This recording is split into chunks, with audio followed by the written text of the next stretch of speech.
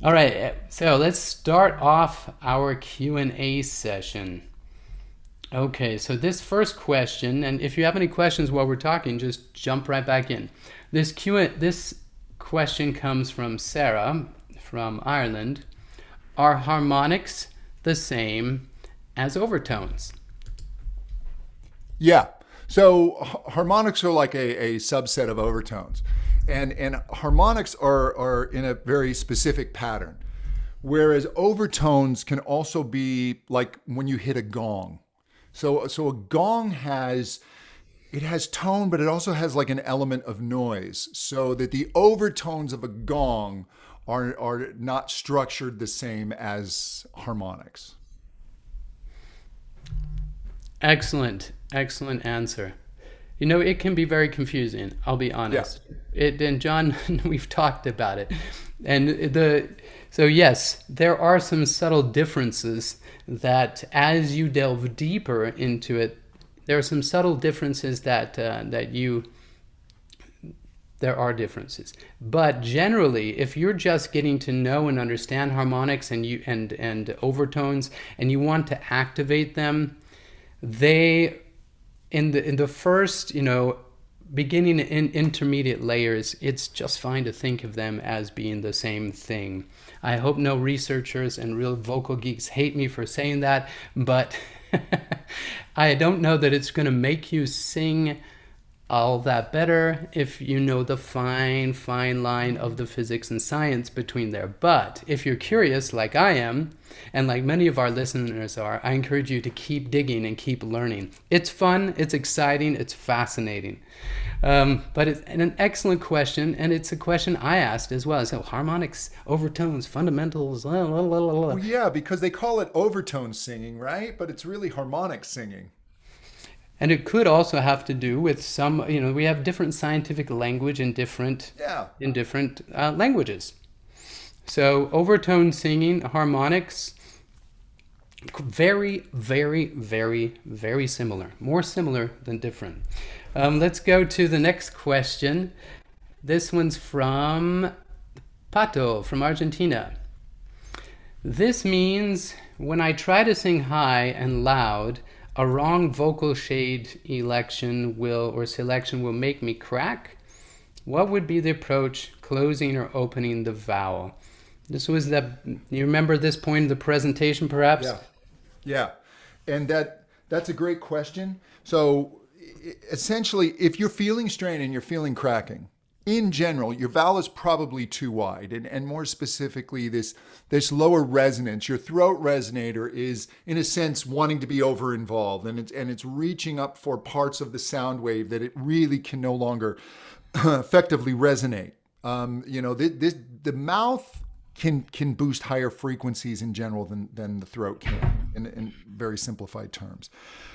So your progression should probably be, if you're struggling with the higher notes, is to start with more closed vowels and to back off a little bit. And then you can gradually open them up a little more. And you'll maybe start to feel a little more intensity. And then at a certain point, then you'll feel maybe the shout mechanism come in and everything will start to tense up, pull the vowel back. It's it's very often not a process of just making an instant adjustment. It's making a slight over adjustment to the more closed vowel and then walking yourself back forward. And great singers, they sing right on the razor's edge at certain points, but they don't fall over into the yell and the crack. Yeah, it's always a little bit challenging because we're not in the same room. We can't say, Pato, could you demonstrate what's happening for us so we could hear and give you some really pinpoint feedback. But I just recall this question popped up when you were using the sine wave generator and showing the difference of the U and E perception in the Yeah. high. And a lot of singers, and they'll want to sing that really forward bright E as they go up, and that's never going to work.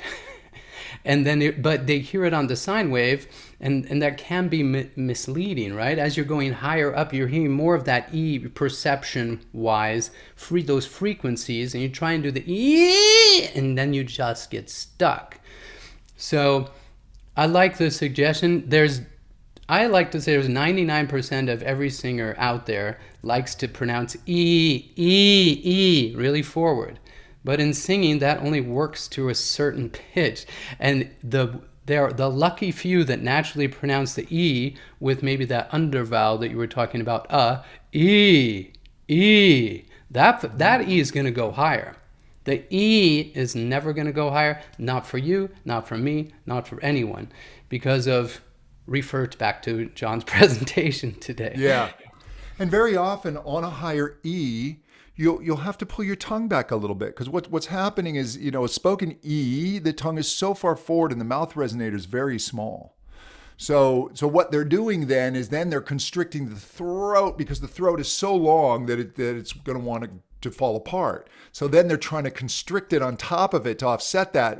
But a really good place to start is just feel and then see how far you need to go to get E. E. It's supposed to E. Mm-hmm. It really is just finding the perception. That's a great hint. If you're an English speaker, we have this fable of the giant that says fee, fi, fo, fum.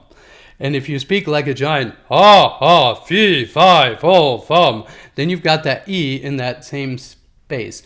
Now this direction will take you generally to a more classical sound. Right? And if you want to, and like John was saying, getting that E in the space or an E in an U space is a very common strategy. And in German, I lived in Germany for a long time, so the German vowel Ü, which is an U and an E kind of combined, they rhyme in poetry. And they're also used to train the E vowel in singing, because they have naturally kind of a mix of this vowel and the space. It's very, very interesting. And if you're looking for more of a pop sound, you can go from an A and try and find out when the A becomes E, when it becomes I, when it becomes E, or go the opposite way. E. There are so many gradients in between. So it's finding that magic gradient in your voice, like John said, that gives the perception of the vowel E, but is never going to be an E. It just sounds like one. And what I love about the approach that you just gave is you were essentially, you're adjusting the resonances, right? You're doing all this kind of sciencey stuff, but you're doing it in a way that singers can understand. I'm doing it through with like an U setting or an A setting, and so you're shifting these resonances in ways that singers can control and understand. They're thinking in vowel shades. You're not going to do calculations when you're singing, and so yeah. Controlling the vowel really is the secret to mastering this. It really is, and it takes some time, but that's okay. Yeah. We live in the world of I'm going to order it and it's going to show up tomorrow, and that simply doesn't work with most things in life. It's not I guess that said, that can be frustrating for some people to hear, but I also want to communicate that you are doing this on a daily basis already without even thinking about it. So when you lock in and click into that function you already know how to do, then you get this magical feeling John was talking about, where you're like, oh gosh, I'm not working, it sounds great, it's effortless. That is the balance. This question comes from Visabal. What is the difference between vowel modification and vowel migration, and how to apply it? Which one's better, or what does it depend on? Thank you. It's a very interesting question, and it brings up a good point that there could be some unclarity on this. Yeah. Vowel migration, I'm not sure what they mean by vowel migration. In the sense of Ken Bozeman probably talks about letting the vowel migrate rather than changing the shape. Yeah. So there's passive vowel modification versus active vowel modification. Yeah. And so what will happen is, in the beginning, we tend to need to actively control the vowel. And so that's more vowel modification. Whereas the migration, the passive vowel modification is if you leave the vowel alone, it will, as Ken says, turn over. It will modify itself because you're not trying to keep the same setting. You're not trying to keep the same alignments. That's very often the habit, the yell that the singer has to break. The fear is, as we let go of the familiar in the lower register, we enter into instability. Yeah. And the singers, what you're learning to do is to master that instability, and it's no longer an instability.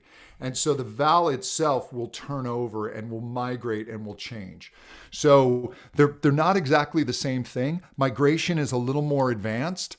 And I'll tell singers, we'll work the vowel, and then I'll go, now just leave it alone. And at a certain point, you can start leaving these vowels alone. You can play with them for color, etc. But in terms of registration, there's very little that you need to do depending on the vowel. And so that's more vowel migration. That's a little more advanced. Yeah, thanks for that clarification. I'm noticing, just on a personal note, I had to get up at 3:30 in the morning. I have two teenagers, and they came home last night, and they were kind of in a little quarrel. So Daddy here had to be the listening ear, and it's rare you have a deep talk with your teenager. They usually don't want to talk to you. So I'm like, okay, I have to get up at 3:30 and drive 2 hours to the airport, and then drive back and be on time. So I'm noticing, through a little bit of lack of sleep and hydration, my voice is really thin and dry today. So as a singer, if I were going to go on stage in an hour, I'd be very nervous. But just wanting to point this out, that we wake up every day to a different voice, and that does depend on what we eat, our sleeping habits, our hydration. So if one day your voice is feeling great and the next it's not quite the same, one element could be that your technique isn't quite stable yet, but there's the very real element that we're human beings and we have a biological instrument, right? And it's going to be different every day. Now, the very comforting thing to know is that if you have developed your technical level to a certain point, you're going to still be able to sing and sound great no matter what your physical state. But it's always more satisfying when you feel better. Yeah. I want to jump in on this because with the modification and migration. So the modification for me is the actively making adjustments to the inner spaces. Like you are controlling, you're saying, tongue go there, tongue do this, larynx do this. We're modifying the inner spaces, and that, as John said, can be a very effective strategy. But at a certain point, to really experience your vocal freedom, you have to let go. But you can only let go if you've developed your coordination to the point where it can maintain the basic necessary shaping and activity. And this is really important. So as you're practicing, try and let go. If you let go too much, you'll know because it won't work. But you do have to get to that point where you allow the voice and you allow your system to make micro adjustments. The voice is always in motion. Every space is in motion. It needs that flexibility. And if you hold it in too tight, you'll never experience the true relaxation and freedom that is so exciting in singing. So I don't want to go off on a tangent because I tend to like to talk about singing. I don't know if any of you out there have gotten together with your singing friends or singing teaching friends, and you had a partner or friends that didn't know anything about singing. They usually get up and go do their own thing because the singers are so intensely talking about it. It's kind of a fun phenomenon. But excellent question, and thank you for that. This one comes from Dundrameth, and like I said, your names are just coming off the chat, so I just see your screen name. So if that's not your real name, Dundramlath, what do you make of the idea Wolfgang Saus and Bozeman outlined in their earlier live streams that the brightness of vowels are tuned in the back, in the pharynx, despite our sense that brightness is in the front. Now, I'm not, we'd have to have a live conversation with Dundermath to get an exact idea of what he's saying. But are you aware of their research, and they're presenting that the tuning is actually behind the tongue in the pharynx? So it's a reversal of what's been common thinking, that formant 1, formant 2 into formant 1 and 2. It's kind of a reversal. What are your thoughts on that? I haven't dug too much into it, but I certainly will. But the idea of, look, there's what is actually happening. It's what they can measure, and then there's what we experience as singers. And so it really is. We have to guide this by sensation, and Ken will talk about, sensation mapping, and he'll point out, the oo and the e, the oo tends to feel like it's the more open throat, even though it's not. But if they're the idea, so they're saying more that the lower resonance is more in the mouth, that F1 is in the mouth, and F2 is more associated with the throat. No, almost the reversal of that. But the way to put it in a simple, I try and put it in simple terms. Yeah. I'm calling it pharyngeal tuning.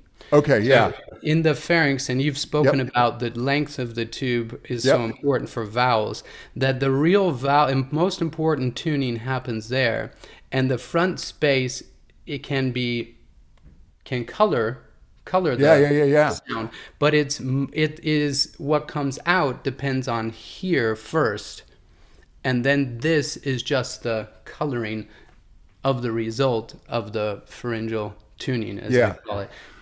Which is actually, is a great way to think about it. If you think about getting the pharynx, if you think about getting the throat dialed in first, and then using this as just your finishing, that's a great way to dial it in, because most of your issues again are occurring here, and those imbalances and the tension and the squeezing, etc.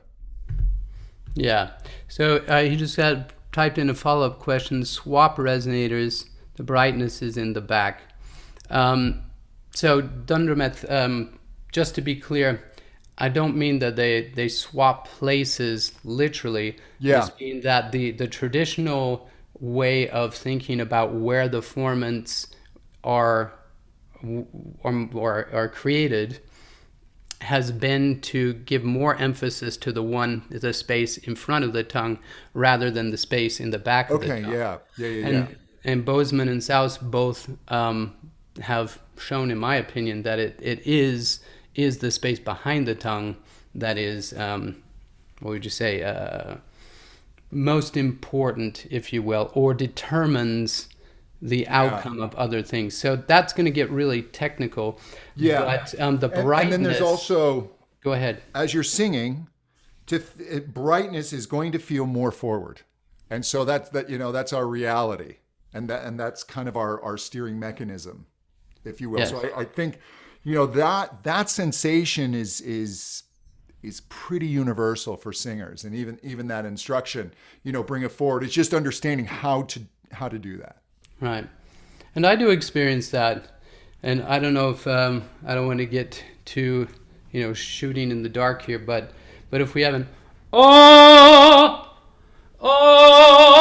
if the brightness, I'm really focusing here, then you get a lot of ring, a lot of brightness. So the brightness is, for me, a byproduct of what's happening here. Now that's more of a classical sound. Yep. So if you take that away, though, if I sacrifice this space to overdo it, like you were saying, John, I won't have as much brightness as Hey, why? So if you do need to maintain that backspace Yep. to have enough room for resonance. If that, I'm just simplifying that. I hope that's okay with everybody. Thank you, Dundramet. It's a great question and very, very specific question. So next time Wolfgang Saus is on here and Ken, then we'll come back and we'll give it to them and they'll give you a very full explanation. Yes. And if you want to get a very fine-tuned explanation of exactly what you're asking, then I invite you, like I said, support Singing Voice Masters, get a membership for a month, then you can watch their presentation. Wolfgang's, I think, 4 hours talking on this subject, and Kenneth Bozeman for 2 hours. So it's really an amazing, how much, John, how much would be worth to, or how much do you and I usually pay to watch Kenneth Bozeman and Wolfgang Saus at a professional level talk for 6 hours? What's that going to usually cost a us? lot of money, and then there's travel and hotel and all those things. Yeah. So this is to get them to take time out of their schedule and explain these things. It really is priceless if you want to understand this. Yeah, so you really get a Greatest lot. minds in the voice science world. They're really phenomenal, and the live streams are phenomenal. I enjoy going back and watching them. So let's move on to the next question. I just want to point that out. You get access to 6 hours of content, and we have over 30 master classes and about 50 hours of master classes now, and the membership's only $30 a month. So it's a crazy deal. But this is the way that Voice Masters survives. We don't make any money on Voice Masters on this live stream because we want to share the knowledge with you. This question comes from Louisa Capuani. Does the vowel modification strategy change with different languages? How do I know which is the best approach with my native language? It's a great question. Yeah. Do you have any tips for him? Well, Louisa? every language and every dialect accent within that language has to modify. There are only so many sounds that we can make beyond a certain level, and a very, very helpful sound. I find to be a great sound. It really tends to get the larynx and the throat in a nice condition. Not every language has that sound, so sometimes I'll have people just have to imitate my American accent and say book, buh, to get that. And I remember one time I was teaching in Ireland and I was trying to get, it was an A vowel. And I'm thinking, just say it. Because I'd always tell people, say the A like you're Irish, faith. And so I said faith in Ireland and they said, oh, you mean like a Scotsman? But so every language, I mean, essentially you're pulling vowels towards a central balance, if you will. So just as you demonstrated, you had this more resonant condition in everything. So no matter what the word, if I'm saying my, you, we, I don't want to go my, you, we. I get that my, you, we. Everything kind of is in that place. So if you want to really simplify it, once you're up there, just kind of pull everything towards this center. Yeah, every language is different. Every language is different. It has different vowels. I actually did some research on this when I was writing my course. Because I want to be. That's my job. I see my job as taking the 30 years of professional performing experience, multiple degrees, research, teaching certifications, and condensing it into what's going to make the biggest difference fastest for the singer. And vowels are a huge topic.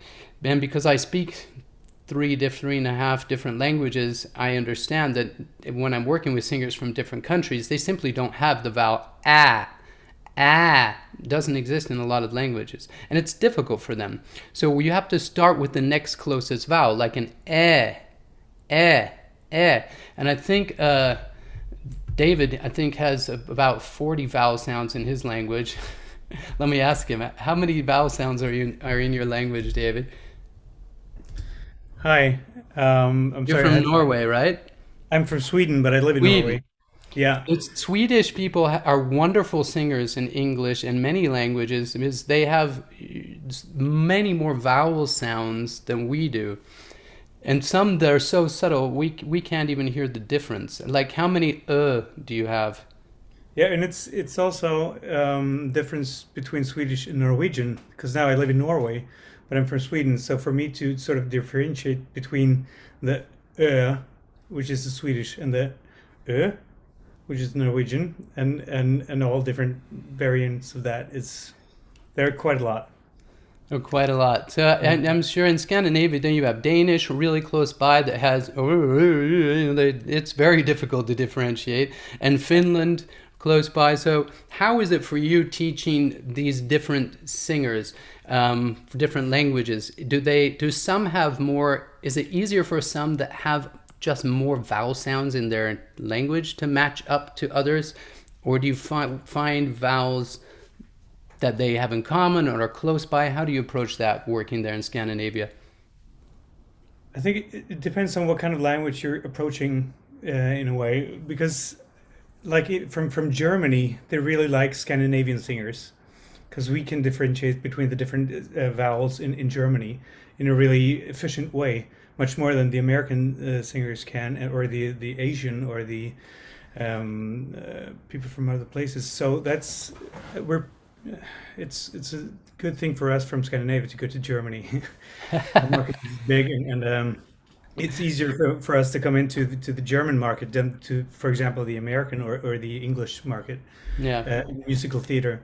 Um, but we have to. I love this talk about the vowels because it really helps also for us to modify the vowels coming up to different range in the different styles that we do, if it's classical or if it's belt. I'm also originally an opera singer, but I've done a lot of musical and operetta, and now I teach all kind of styles in a way.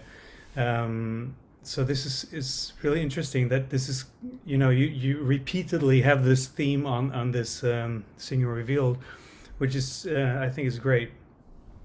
So the way, I mean, I can't go into the way we teach it. Yeah. It's too No, much. I But think that was very helpful, and I appreciate you letting me just popping you into the live stream. I'm currently also putting my girls to bed because it's 9 o'clock in the night in Norway now. So All right, well, thank you, David. I have, so in my program, I suggest, and I think this can help Pato. She just wrote in the chat, she's Spanish speaking, and they have different vowels too. In my program, just there are some main vowel shapes that are considered universal. In almost every language in the world, you find this exact vowel, or you find a slight variance of this vowel. For example, one of the most pure vowels out there is an oo, which doesn't exist in English. But because in English we say ooh, we go through about 3 different variances. We start with an and or the o. Now, depending where you're at in English speaking world, you'd have ow, ow, oh. There's a lot of variances on that, but the main shape is still an o that you're going to have in almost every language. And then you have your nasal vowels in some languages, but look for the main vowel shape first, and then go to the nuance of that. So, for example, I wish Pato is a Spanish speaker. Spanish speakers have almost all of the pure universal vowels in their language. So for you, it's just understanding if you're singing an can have a lot of variances, but the main shape is e.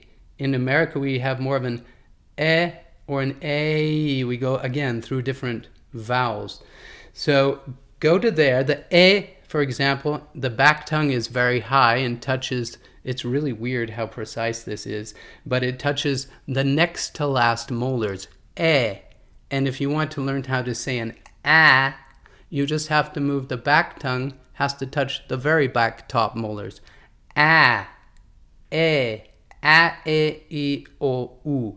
And if you notice what the movement of your tongue in your mouth, that can help you find the right tongue position, which creates, again, your correct vowels. And just remember, between every vowel, there are lots of gradients. So you don't have to hit the perfect vowel sound if it's close enough to give the perception of the vowel and it really maximizes your resonance and your sound. You will lock into the right function. I hope that wasn't too technical. E, we have a question from Visabal, and this is a great question everybody wants to know. How do I belt an E vowel and an U vowel? What is the shape of the mouth, lips, etc.? I wish we had Visabal there because I don't know what their native language is. But if we were speaking to an English speaker that says, I'm having trouble with my E belt and my U belt, clients tell me that all the time, I'm sure you hear the same thing. What's a strategy for them? So basically, you have those are both corner vowels. So on an U, both resonances, main resonances, are close together and lower. And then on an E, you have the greatest distance between them. And so they both, again, that's why yodelers, yodele, e, oo, they use E and U because they tend to want to flip. So what you want, a really good way to practice this is start with a more centered vowel, a variation of that feels good for you. And then the E is going to be a movement of the tongue. So you move the tongue bit by bit from the until you get the E perception, without all the way to the spoken E, which is then going to tend to put you into the flip condition. And the same thing with the U. Start with the get a nice centered vowel that you feel comfortable on, and by degrees move the lips towards the U till you get the U perception, and then stop if you're belting. And again, some singers, they overshoot it. They sing may and yow, and there you're starting to have issues with the language, and depending on the style, that's not going to cut it. So, but it is, our tendency is to overshoot. We want to do the oo and the e, and those simply won't belt. The acoustics just don't line up. So start with the more centered neutral vowel. I like and then either move your tongue or your lips by degrees till you get the vowel. Yeah, that's a great tip, and we do get this question all the time, and I do go into detail in this in my educational program. So a tip I can give you as well is the first question when you say how to belt the vowels. For me, there are a lot of gradients of belt. So because you're asking about these specific vowels, I would be guessing that you're looking for a high volume, clear metallic belt sound. And those are not possible on an E or an U. They're just acoustically not possible. So if you're going for it, you're never going to succeed. Now, if you're talking about a lower volume belt that some people would even consider a mix, then you just really have to manage the volume, right? So that's a simple tip for you. If you have like an E, U, that for me is not a belt because the volume's quite low. And then those vowels work quite well. But if I try and turn up the volume, I'm going to get distortion. It's not going to work. It's not possible. So you have to shift that vowel to a higher volume, a more belt vowel. So you're asking shape of mouth, lips, etc. General shape of mouth for belting. Watch them all. Watch all the musical theater performers. Watch Whitney Houston. Look at their shape. It's that. It's not this, but it is open. You can see the upper teeth 9 times out of 10. The back tongue is high, yeah, and it's not tense. So the lips are just follow the position of the opening, but they stay relaxed. And your best vowels are a, okay, in the beginning, they're the best. And if you have naturally in your language an e that's a little bit more closed, that'll work for you too, but it's a variant of the e. And John mentioned the vowel is a fantastic vowel when you find it and lock it in. It's wonderful for this sound. So I help clients by saying, think of saying ew. Ew, that's something we do naturally, like something's nasty or gross or revolting. In English, ew. We naturally go through those gradients from the ooh, and that can help you find how far you need to go towards the ooh without going there to create the perception of the ooh. I hope that helps.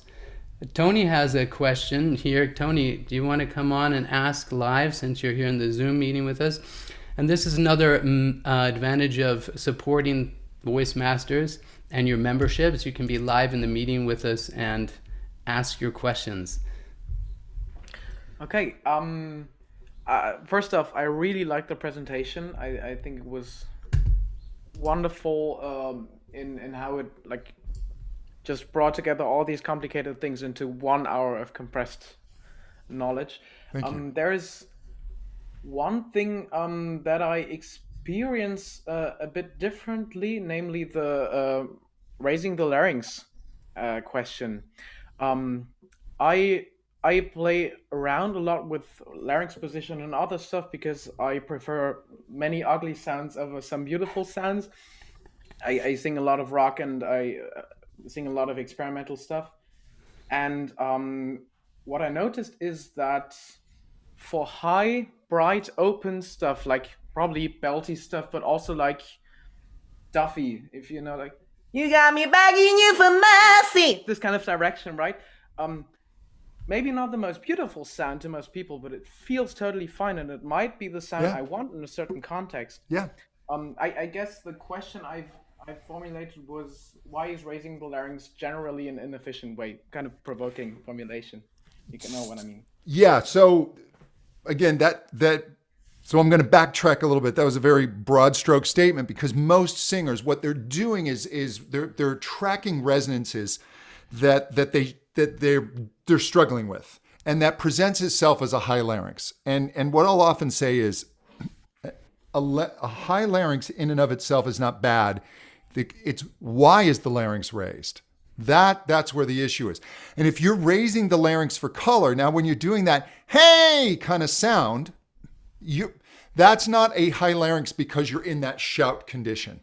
And so at that point, once you've broken, because most singers have to break this, and once that's been broken in the nervous system, then they can have, as you've worked out, the ability to change laryngeal position for color and for effect, and that's totally fine.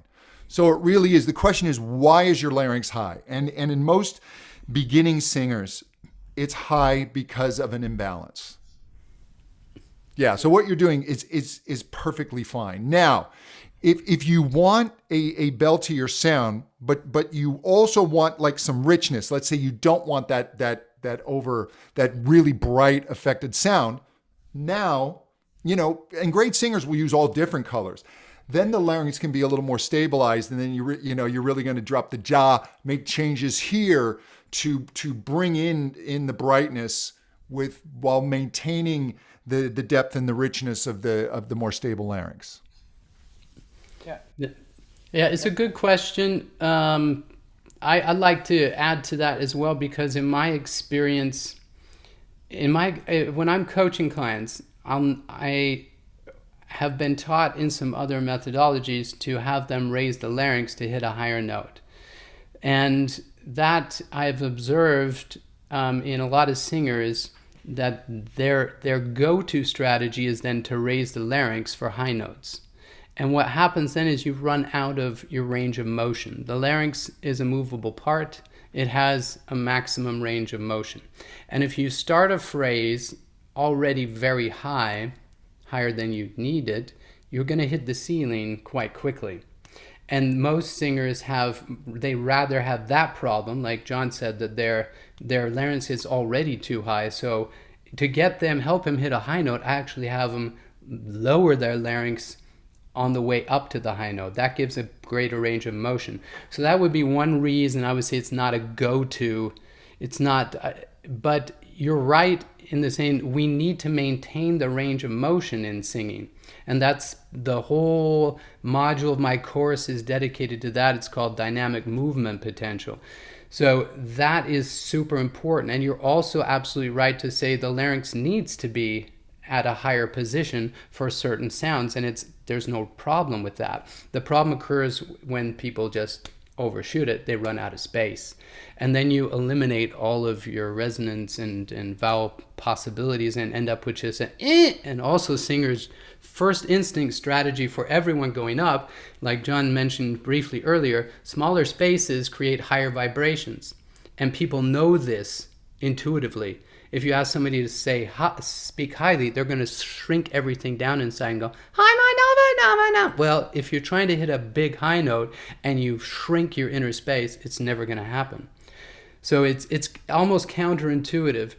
So I think it's a great strategy, but if I notice the singer is just can't get out of the low larynx position, then I might have them go there. But I've just that's the reason I would respond to your question the same way as John. It's less efficient in that sense, not because it doesn't work and it's not necessary, but as an overall strategy, it's less efficient. Does that help? Yeah, and it makes sense. And I can imagine that because I teach people too, and probably I wouldn't tell a beginner singer, oh, that's a high note, just raise your larynx.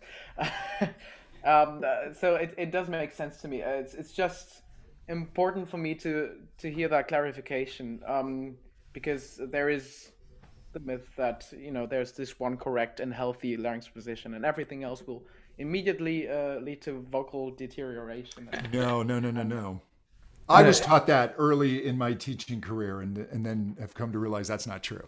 Yeah, me too. Me too. And I think you've experienced the same thing, Tony. I know you're very, very knowledgeable in the science of singing and what you do. And there is not just one larynx position. That leads to holding the larynx in one position. You lose your range of motion and you lose your potential possibilities. But as somebody that loves rock singing, you have to have that larynx in a higher position for rock singing, and especially for your vocal effects. Almost all the vocal effects require more narrowing, more twang, just to activate the functions. But that would be the same thing. Once you get there, you have to start relaxing it again, don't you? Yeah, and I mean, often I feel the most relaxed when I don't actually know in the moment what I'm doing. I might change my perspective and switch to a cognitive analytical thing, and I'm like, oh yeah, I'm doing this. This is why it worked. And now that I'm thinking of it, oh, it has ceased working.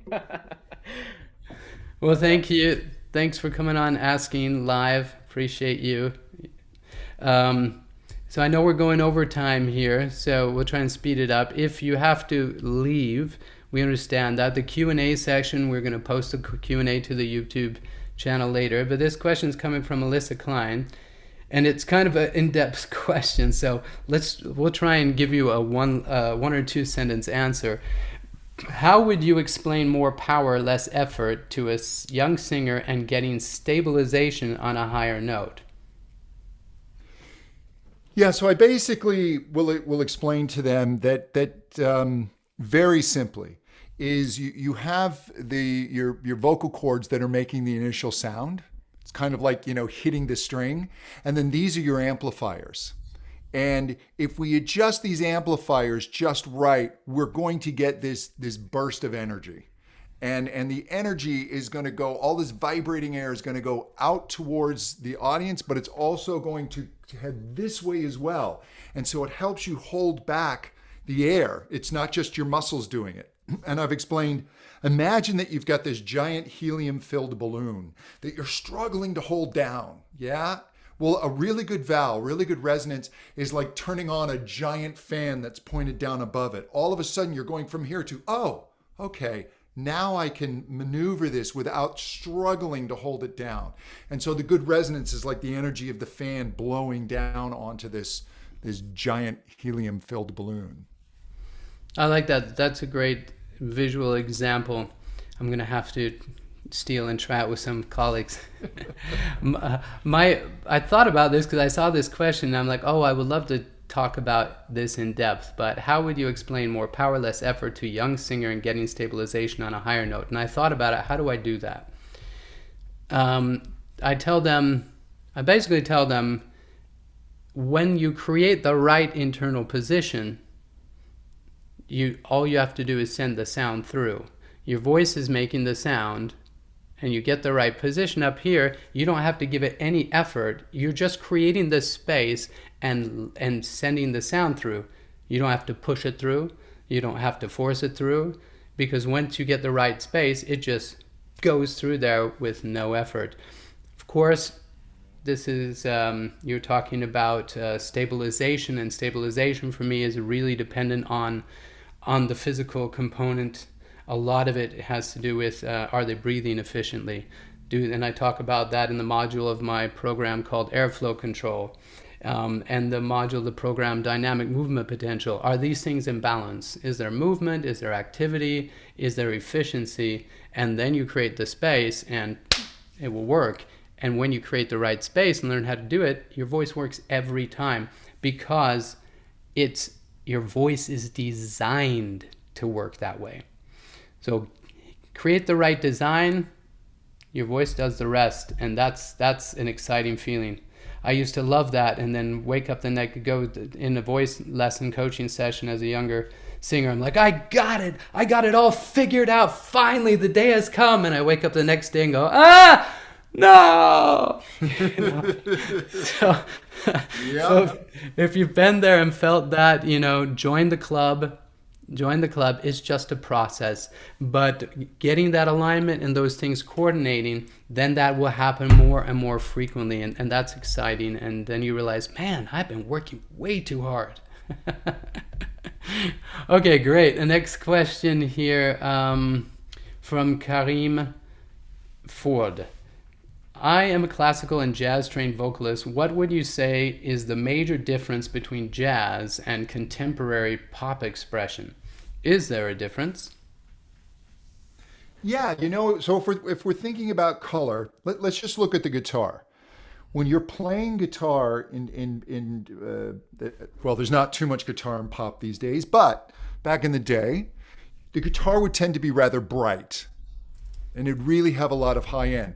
But when you go to play electric guitar in a jazz setting, the first thing they do is they take that treble and almost turn it completely off.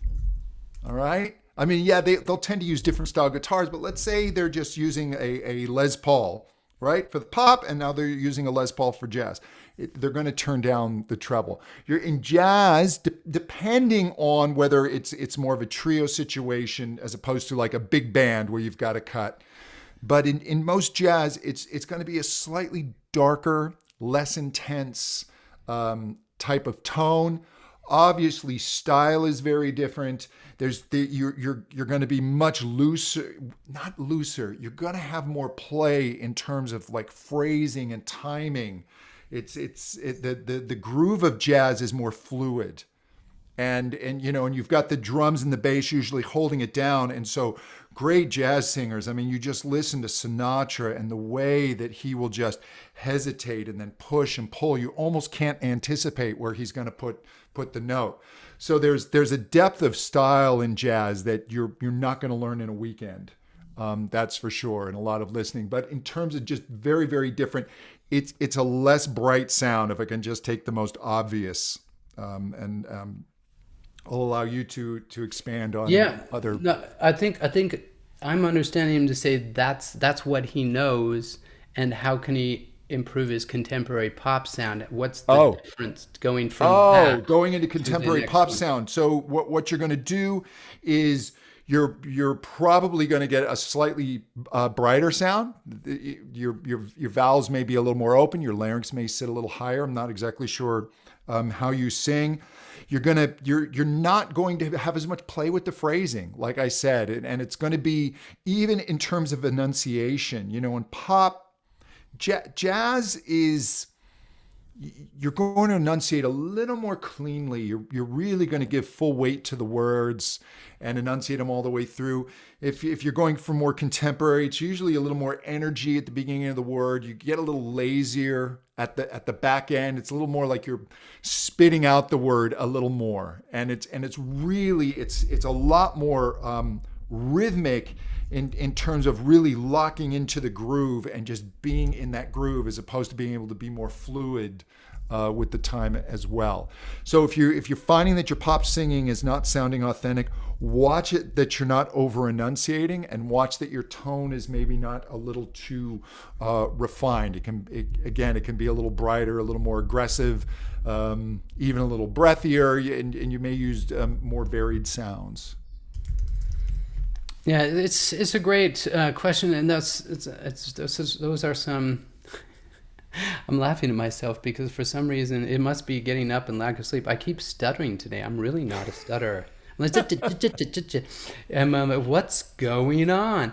But for me, yeah, it's pop. For a jazz musician, it feels more straight. Now, if you've had straight more, it will feel just more less creative. But if you're a classically trained singer as well, Karim, then you've had to learn to be really specific with your phrasing and your rhythm. So pop lives in that is also actually very specific with the timing. You have artistic freedom, but you've got to be, jazz is going to be a little bit behind the beat. Pop's going to be right on the beat almost always.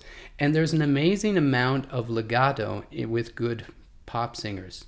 If you listen to the top pop singers, they have wonderful legato, and they're going through a lot of words and consonants. And I think also they cap their volume level. You rarely have a singer that has a forte, a real professional level forte. If they do, they're not going to use it in their contemporary singing, in their contemporary pop singing. Very rare. My favorite example is if you listen to all the Disney princesses. I have to because my daughter's 5. And we have to put on Disney princess songs on Apple Music. But you listen, most of them in the modern area all have a similar sound, except one. I got it. Just to be fair to her, I should look it up. But maybe somebody knows this. Pocahontas. Okay, if you listen, that woman can sing. She is amazing. Judy Kuhn, that's her name. That woman has a professional forte, and she is a fantastic singer. If I'm just looking at all the Disney princesses, I'm like, Judy Kuhn, she's nailing it. She has complete vocal control. She's using dark colors. She's using her volume levels. Fantastic singing, in my opinion. And you won't find that with Idina Menzel. She's very specific in her sound design. Now, both can give you a world-class career, right? But just comparing both, Judy Kuhn in that Pocahontas, that is not your typical pop singer. It's really kind of rare that Disney would actually choose her. But I'm happy they did because it's beautiful music and she sings it so well. But your typical pop commercial sound is different than that. It's more in a 4 to 6, volume level in a 0 to 10, 10 being the loudest. But yeah, these kind of discussions we need to have in person to really get into the nitty-gritty. We've gone way over time. Thank you so much for staying with us. And I want to thank John again for going over time and just a fantastic presentation. This has been so fun. I'm going to give you here some virtual applause from my end. And you can see that my camera just bit it. Okay, John, everybody in the chat and that's here live, go ahead and give John some love, please. Thank you so much. It was great. It was great being here. Thank you for having me. It's a lot of fun. Absolutely. Been my pleasure. There's my virtual applause. There we go. All right. Please, if you haven't yet, learn more about John Henny. Just it's johnhenny.com. Is that right, John? Yeah, henny.com. johnhenny.com. I'm putting in the website. Go to johnhenny.com. Follow him on social media on Instagram. What's your tag, John? At John Henny Vocals. John Henny Vocals. So if like and follow, please. That's an easy way for us to support each other. If you're not subscribed to the Sing and Build YouTube channel now, then subscribe and click the notification button, and so you'll know whenever we go live. And thank you so much. If you ever have any questions, you can always reach out, singingrevealed@gmail.com. Thank you, everybody. Thanks for the great questions. Thanks for the interaction. Thanks for the positive vibe today. Have a great week. We'll see you next time.